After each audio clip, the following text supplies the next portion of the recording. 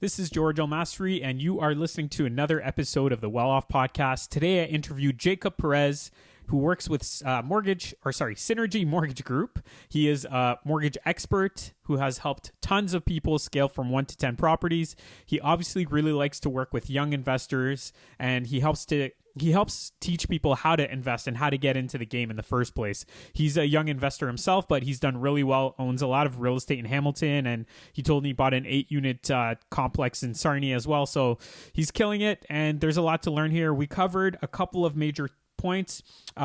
We talked about the difference between one mortgage broker to another. So Jacob actually creates a lot of relationships with appraisers, with lawyers, underwriters.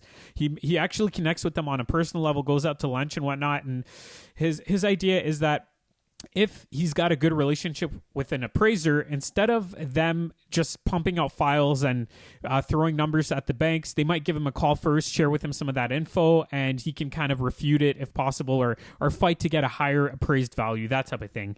We also talked about blanket mortgages, extending your amortization on your personal on your mortgages to reduce your payments, and we also talked about financing through corporations. What are some of the benefits of that? Tons of value in this episode. I know you're going to learn something from it.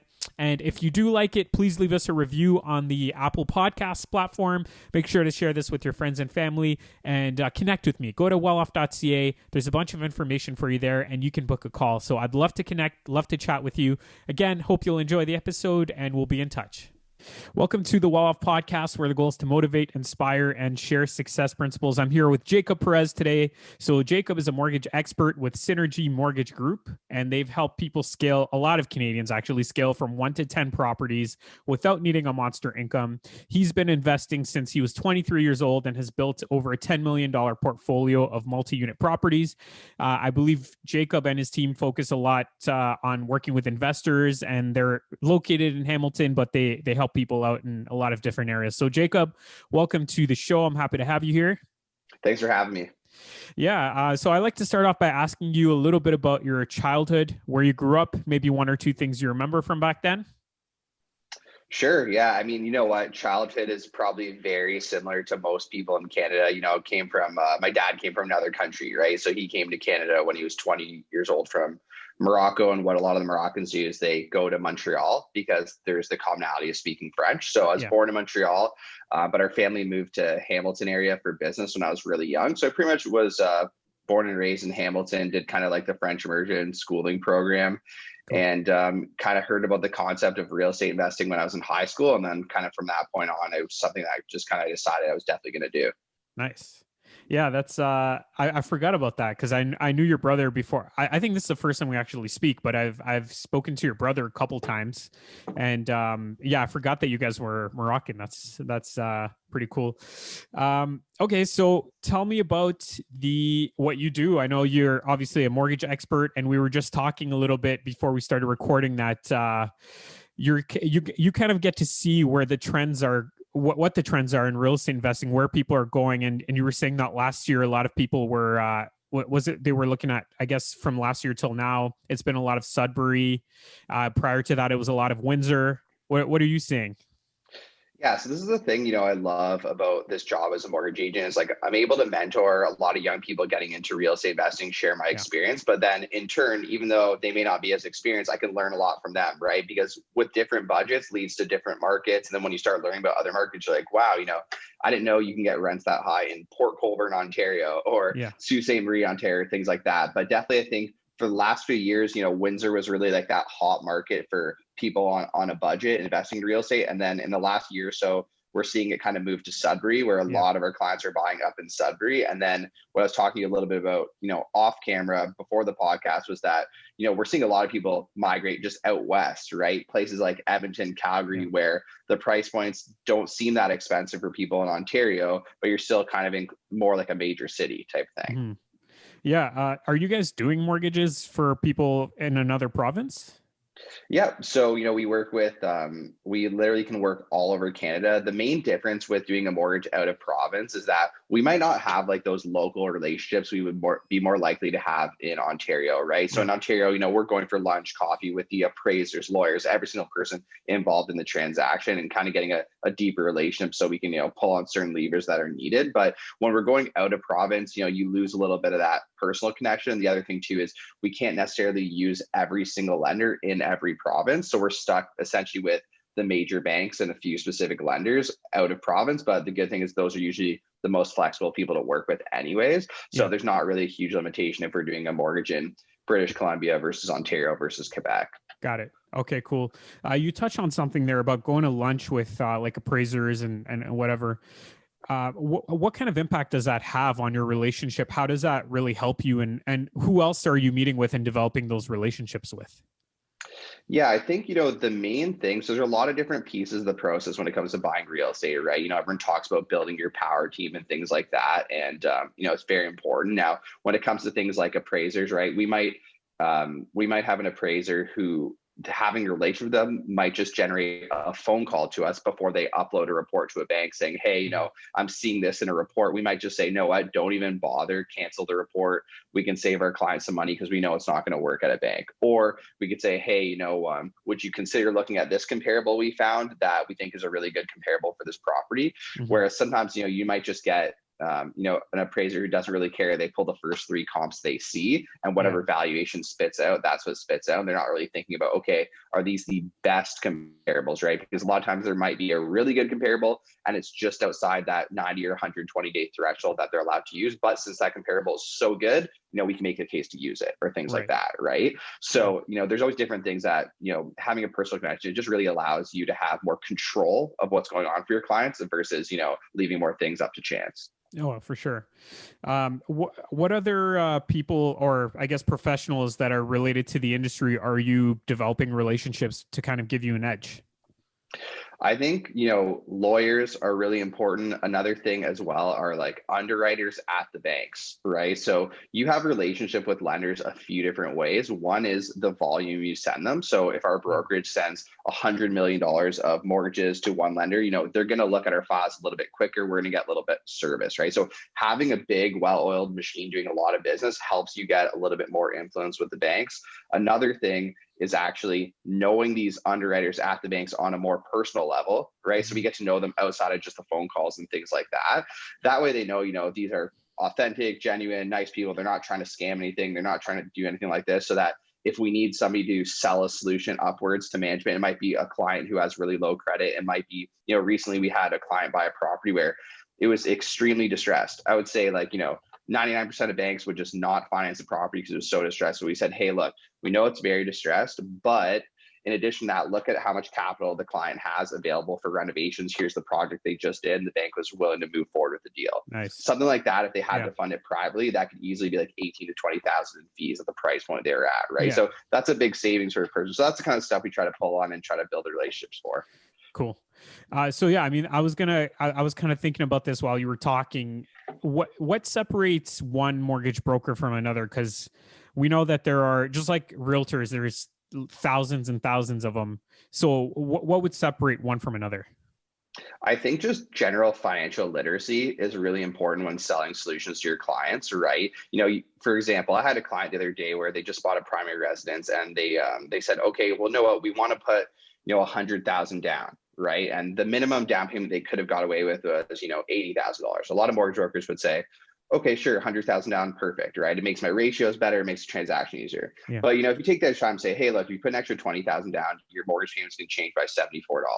Do you really want to save $74 a month, or do you want to keep that 20,000 available? Maybe put it in a tax-free savings account, something that's going to generate you more than 8, 9, 10% interest versus trying to jam down a mortgage payment that maybe your interest rate is in the 1 to 2% range, right? So I think general financial literacy is really important. I think a huge thing that's really important that not a lot of mortgage brokers think about or actually care to know about is the products that are available outside the broker channel. It's really important to know what's being offered at certain niche banks that you may not even have access to, because you could have those people as an extension of your business. I had somebody come to me where they're in a tough financial situation. The husband lost their job, and carrying the mortgage was becoming a little bit of a burden, right? And they just didn't qualify at any lender to just simply extend their amortization to reduce their mortgage payment, right? They didn't want to take out any money, anything like that. So basically what we did was we found a niche program that was offered at RBC, a bank we don't have access to, right? Because this was a good client, so I was just trying to help them. And they have this niche program where if you have, a certain amount of equity in your property and you're self-employed, they'll actually let you use triple your regular income in the application. So that changes, things completely. So we found this product. Not only were we able to extend our amortization, we're also able to get our $700,000 line of credit against the property. It's a big, expensive Toronto house. And now she's going to private lend this line of credit, and that's going to actually pay for her mortgage every single month. Nice. Right. So it's just like building out these strategies for real. It's just being financially aware of the different products that are out there. I even say to people who are investing in real estate and bringing in joint venture partners, like it's really important that you know how to compare real estate investment versus private lending versus investing in the stock market, because those are the different options these people are going to be considering. So if you don't understand all these different financial vehicles, you're not really going to be able to sell them a solution very well, kind of thing. Oh yeah, for sure. So obviously you guys have access, I think I was reading on your website, to 60 plus banks. And what scenario, I mean, can we break something down here? Let's say somebody's got a couple properties right now. Let's call it 5 properties, and they're looking to get some more financing. A lot of banks are going to say your whatever GDS, TDS are too high, or you have too much debt, whatever it might be. And they're not looking to finance for whatever reason. What are some of the ways that you can work around that? How would you recommend working around that? So there's 2 versions, right? There's taking a proactive approach and there's taking a reactive approach, right? So generally with our clients, we're with them from property number 1 to property number 5, 6, 7, 8, right? So when we're starting with them at property number 1, at that stage, we're taking a more proactive approach. We're saying, hey, here's the actual ratios when it comes to rental income versus mortgage payment that you can hit. That's going to allow you to buy at your maximum borrowing power over and over, and it's not going to impact your GDS, TDS ratios, right? So if you actually know how to reverse engineer the mortgage process, you can buy properties that are in accordance with those ratios. And that's how we've allowed a lot of people who make, $60,000 or $70,000 to go from 1 to 8, 9 properties on that type of salary, right? The other approach is, okay, you get a client where they already have this situation, right? I already have 5 properties. Some of them are break even, some of them have good cash, so it's a little bit of a mix, right? With someone like that, what we do is called a portfolio analysis. So we just look at your mortgages and every single financial product that you currently have. And we go, okay, can we optimize some things? Maybe, we could extend the amortization on this mortgage that you're not thinking about. That lowers your payment by $400. Now, all of a sudden you do qualify. Maybe it's, hey, you have this student loan. Did you know that you can call OSAP and actually get your payment reduced? And that reduction in your payment is going to help you qualify for a higher purchase price. So really it's understanding what are all the kind of leverage points of all financial products, not just mortgages, and just showing them how they can make a few different tweaks to get their borrowing power back up. Okay. Yeah. You touched on extending your amortization. How does that process work? Do you have to basically go through a full qualification for that? Or if you've already got a mortgage, let's just say with Scotiabank, and you've got you're 7 years into your mortgage and you want to extend that to 30-year amortization, what does that process look like? So this is a really important thing to be aware about for everyone. If you want to extend your amortization to simply reduce your mortgage payment, doesn't sound very intuitive, but you have to qualify to do that. So even though you might have a higher payment, you have to actually qualify based on income to lower your payment, right? So a lot of people, they'll set themselves up on these aggressive payment plans for their mortgages, specifically their primary residences and things like that. They want to be on a 25-year amortization or a 20-year, put it on biweekly payments, increase their payments to pay this down as fast as possible. What we usually tell people is you should keep all your mortgages on 30-year amortization, regardless of how fast you want to pay it off, because then you'll have the lowest payment possible. And then the way you pay it off faster is you take advantage of lump sum payments. Most banks will allow you to pay 15 to 20% of your balance per year. So that's more than enough for most people. So that way, if you're ever in financial distress, you lose your job due to COVID or something like that, you don't then need to qualify when you actually need the relief, right? So usually if you're in that position, you probably won't qualify. That's the whole thing, right? So everyone should really be keeping all their mortgages at 30 years and then taking advantage of the prepayments so that they have leverage or they have flexibility to borrow if they want to, kind of thing. Yeah. And are you potentially facing fees if you want to re-amortize? Are you looking at paying the interest on breaking the mortgage?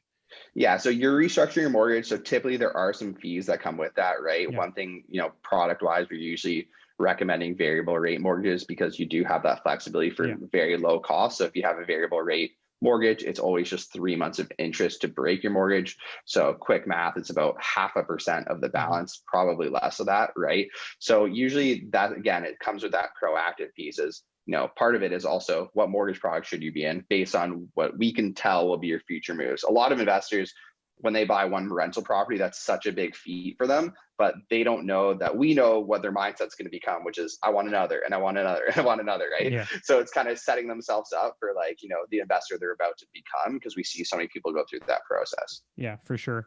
Another thing I want to talk to you about was blanket mortgages. So let's just say somebody's got a couple properties, and like that scenario you mentioned where maybe they have 5 properties and their GDS TDS is high, but they have good income from being generated at those properties, so the DCR is good.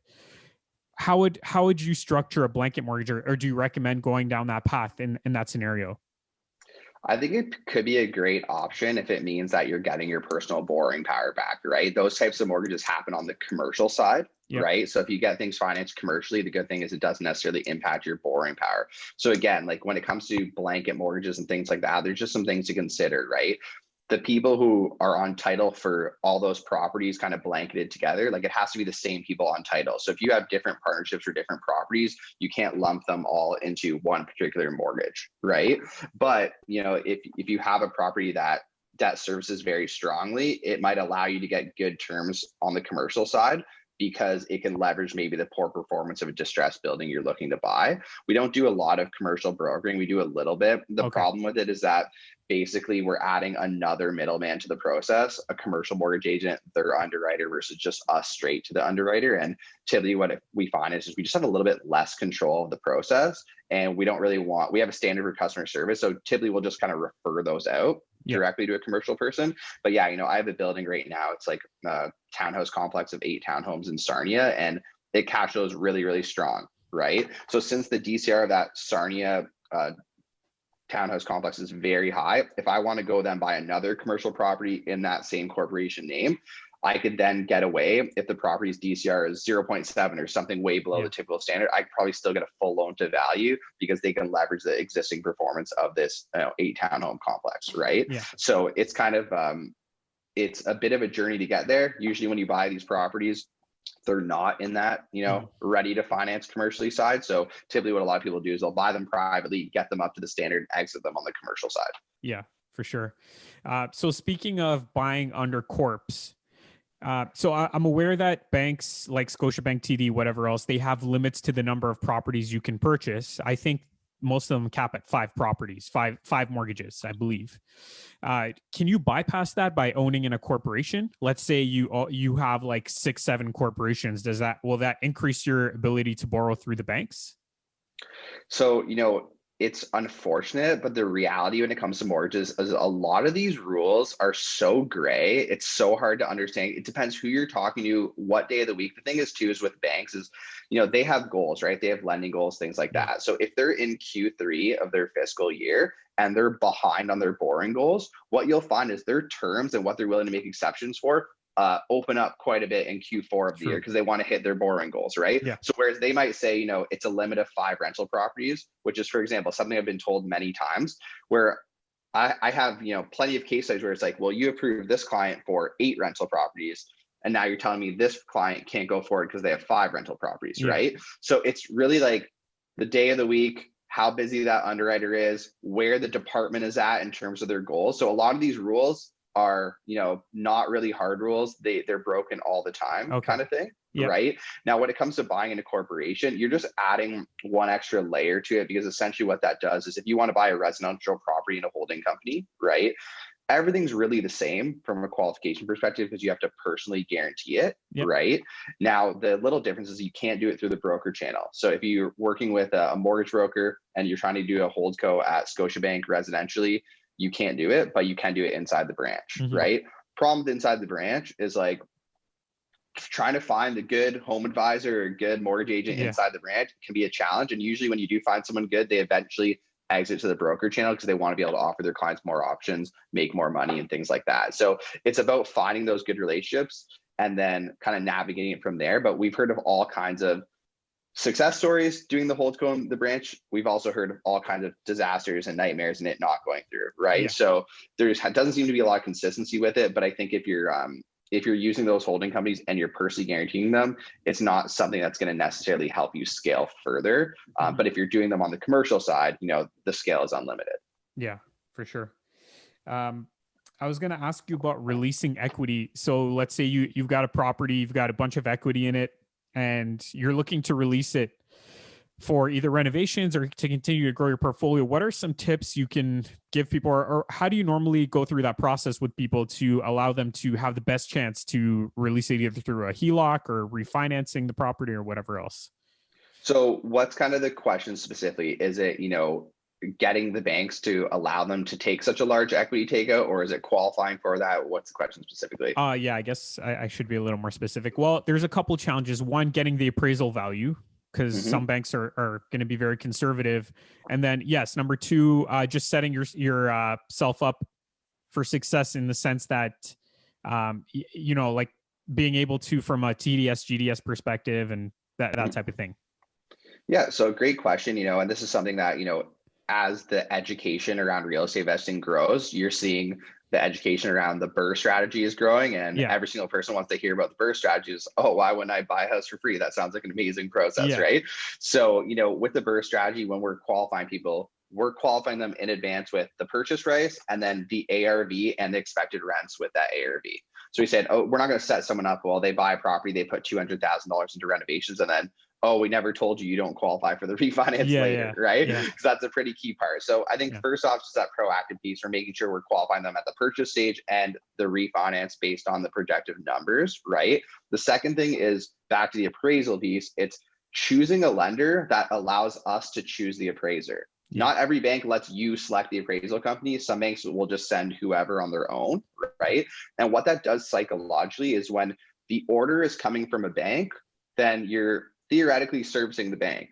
When the order is coming from the mortgage broker, you're theoretically servicing the mortgage broker. So there's two different schools of thought there. The bank wants less risk, so that's downward pressure on the appraisal value. The mortgage brokers want higher appraisal value so their clients to get more money, right? Sure. So typically it's just the psychological trigger of it coming from a mortgage broker is definitely the way to go, because if an appraisal comes in low and the bank ordered the appraisal and the bank has the contact with the appraiser, the bank's not going to call the appraiser and say, hey, can you find better comps? Can you look at this comp? They're going to say, okay, I guess it's only worth that. We're only lending this much. Yeah.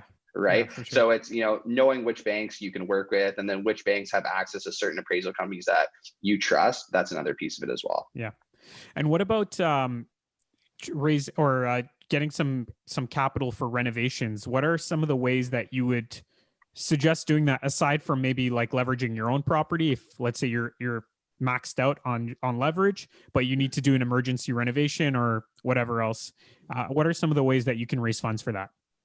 Yep. So, there's different stages, right? So there's what's the least expensive, what's the most expensive, and then based on what you have access to, you kind of move down that scale, right? Yeah. So cheapest route is you have your own cash. The second option would be if you have a home equity line or can set up a home equity line against any of your properties, right? That's a very inexpensive source of money. The third thing, if none of those are available, is you can look at getting unsecured loans directly at a bank. Some banks like National Bank offer pretty big ones, things like that. If you're a business owner, you might be able to get an operating line of credit against your business. And those are usually pretty similar to home equity line of credit interest rates. And then after that, if none of those options are available to you, you can always leverage private loans, whether it's through a promissory note that are unsecured. Usually those would be like higher interest rates, friends, family who want to make 8 or 9% on their money, or you can get a private loan against any of your properties at whatever interest rate is associated with the risk involved in that deal. Now, what about getting a HELOC? Let's say you have a first position mortgage with Scotiabank and you're looking, Scotiabank says, sorry, you don't qualify for a HELOC with us for whatever reason. Are you aware of any other lenders that would put a HELOC in second position on that property behind Scotiabank? So you're not going to get that with a major bank, but what you can get is like there's alternative lending, right? B lenders, things like that, and some of them have secured line of credit products or secured credit card products. So there's one right now, for example, that you can get in second position behind a Scotiabank mortgage or something like that. Yeah. If you qualify on the alternative side, right, where ratios are a little bit easier, and those secured lines of credit start at around like 4.7%, whereas a home equity line might be around 2.95%, right? But that secured line is a better option than unsecured line of credit at the bank or things like that. There's just a qualification piece associated with it. So yeah, there are some alternative lending, second position. They call them visas or credit cards, but they're basically home equity lines of credit that could be available essentially. Okay, but if you have, let's call it a visa, and you max it out, is that going to impact your credit score? No, so because they're secured against the property, they don't operate, in the guidance of the same kind of, Equifax rules associated with unsecured lines of credit. So if you have unsecured lines of credit, you want to keep your balances under 50% of the limit. With these, because they're secured against the property, you can take them right up to the maximum. And as long as you're making your payments, you're not going to see a huge reduction in your credit score. Okay. Financing for properties over let's say 5 to 6 units. What are some of the options for a residential mortgage in that situation? It's one of the best. It's one of the best unit amounts in a sense, because you can finance a 5 or 6 unit in the residential channel, and it's also very common to finance it in the commercial channel. When something can be financed residentially, it has that option. Its valuation would be higher because typically your interest rates are lower on the res side. That makes the property a bit more attractive to a client. There's less fees, there's lower appraisal costs, all that kind of stuff. So basically in the broker channel, it's basically 4 units or less for residential financing. RBC will go up to 6 units in the residential channel. So that's a good option, something I recommend to people. And then it actually just comes down to what are the financials of the building? Because if you're looking at buying a sixplex and the financials are really good on it, you might say, know what, I'll take a tinge higher interest rate on the commercial side because it won't impact my borrowing power personally, and I could finance it there that way, right? Or if you're buying a distressed sixplex that doesn't have existing rental income, you might say, okay, I'm going to finance it through RBC on the residential side, leverage my personal borrowing power so I can get an 80% loan to value or something like that. Yeah, cool. Okay. We talked about a bunch of stuff. Is there anything you feel like we should touch on, or any sort of message you want to communicate before we move on to the next section? Nothing specifically. I think, when it comes to real estate investing, it's, you just have to get started. That's the most important thing, right? And, you'll find with more people you speak with, you get more ideas. And it's one of the best things, because I don't think there's any other business where it's so competitive, but it's so collaborative. Everyone's willing to share their strategies, share their numbers, share their contacts, things like that. So if you're somebody who's on the fence about investing in real estate, definitely get started. And wherever you start, you'll probably be happy where you end up. Yeah, for sure. Yeah, there's tons of people, a lot of open-minded people that are willing to share. I agree with you. So let's go on to the random 5. I'm going to ask you 5 random questions. You just tell me the first thing that comes to mind. What was your favorite sports team growing up? Montreal Canadiens, diehard Montreal Canadiens fan my whole life. And we had a bitter divorce a few years ago. So I was kind of watching this playoff run just with a bit of bitterness the whole time. Yeah. But, Montreal Canadiens, because we were born there and hockey was our favorite sport growing up. But, now I'm a bit more of an NFL fan. Cool.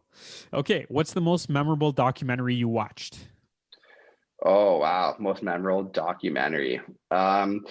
No, I could probably go a bit deeper on this, but like the first one that's coming to mind is Plandemic. That's probably not a politically correct answer, but I watched that Plandemic indoctrination. So a lot of interesting information in there, but it's just a pure kind of like popcorn documentary to watch. That's really interesting is Pumping Iron with Arnold Schwarzenegger. Yeah. If you're used to growing up seeing him in the movies, not knowing his bodybuilding past, it's such an interesting documentary for sure. Yeah. That one came out in like the 70s or something like that, right? Yeah. Cool. So number 3, what animal would you want to transform into? Oh, geez. I don't know. I think maybe just some kind of bird, just take an aerial view of everything. That'd probably be the one I'd go with. All right, cool. Who's the most knowledgeable person you know? Know what? The most like knowledgeable person I know has actually passed away, but Stefan Arnio, who I had the pleasure of meeting in Winnipeg, I spent a couple days with him.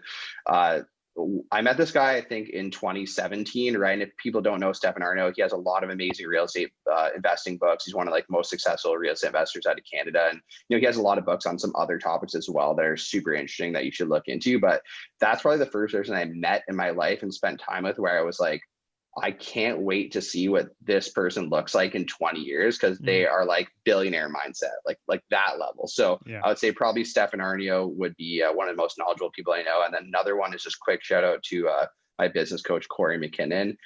He seems to know everything about everything. You can ask him about water and he can get into the specifics of different types of water for a few hours. So he's definitely a super knowledgeable guy. Yeah. Cool. Yeah. I've had Corey on the podcast too. He's definitely got a ton of knowledge. Yeah. And I feel like you guys are kind of aligned because you seem to be passionate about helping people get into investing, working with young people. And I know Corey works with a lot of young investors too.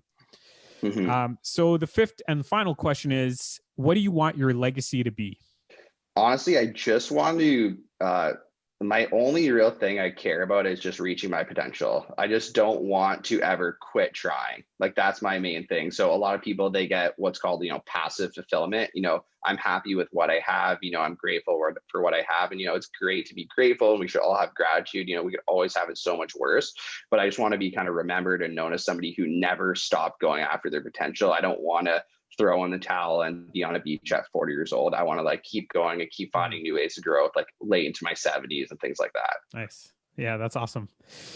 So that's it for the Random 5. Do you want to tell people how they could reach you? And obviously we know what services you provide, but you can share that too. Yeah. So if anyone's out there, even if you're not looking for necessarily mortgage advice, if you're looking to just talk to somebody about investing in real estate, or maybe you're thinking about getting your mortgage license or things like that, feel free to reach out. Best place to go is my Instagram at Jacob Perez 10. I actually have a button on my profile where you can book a call. You can book an investment overview. You can book a mortgage consultation, or you can even book a coaching call if you're a new mortgage agent. So please reach out to me on Instagram. I'd be happy to connect. Nice. All right. Well, thanks a lot for everything. And I think that's it. So enjoy the rest of your day. All right. Thanks for the chat. Okay. Take care. As always, thank you for listening. I hope you enjoyed the content. And if you did, I ask you to share this with a friend, with a family member, somebody who might benefit. And it's always appreciated if you can leave us a review, especially if you're listening to it on the Apple Podcasts app, or if you're on YouTube, give us a like, subscribe, comment, and your support is always appreciated. Thank you very much.